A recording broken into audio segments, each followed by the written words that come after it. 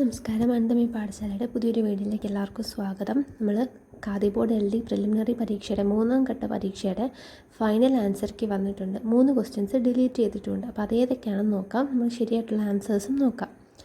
7 വരെയുള്ള ക്വസ്റ്റ്യൻസ് കഴിഞ്ഞ വീഡിയോയിലുണ്ട്. കാണാത്തവർ പോയിട്ട് കാണാം. സബ്സ്ക്രൈബ് ചെയ്യാത്തവർ സബ്സ്ക്രൈബ് ചെയ്യുക, സപ്പോർട്ട് ചെയ്യുക. 8ാമത്തെ ക്വസ്റ്റ്യൻ നോക്കാം.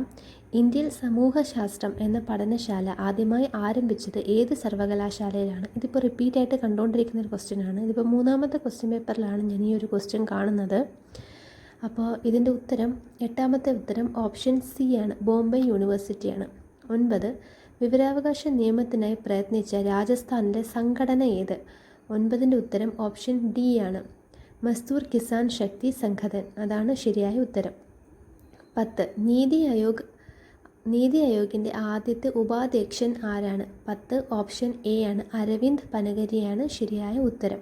ഓക്കെ, ഇനി 11ാമത്തെ ചോദ്യം. പാരമ്പര്യ ഊർജ്ജ സ്രോതസ്സിന് ഉദാഹരണം ഏതാണ്? പാരമ്പര്യ ഊർജ്ജ സ്രോതസ്സാണ് ഇത് കൽക്കരി എന്ന് പറയുന്നത്. 12ാമത്തെ ചോദ്യം. പൊതുമേഖലയിലെ ആദ്യത്തെ ഇരുമ്പുരുക്ക് വ്യവസായശാല? Option A Hindustan steel limited, option B Indian iron and steel, option C Hindustan steel limited Rourkela, option D Hindustan steel limited Durgapur.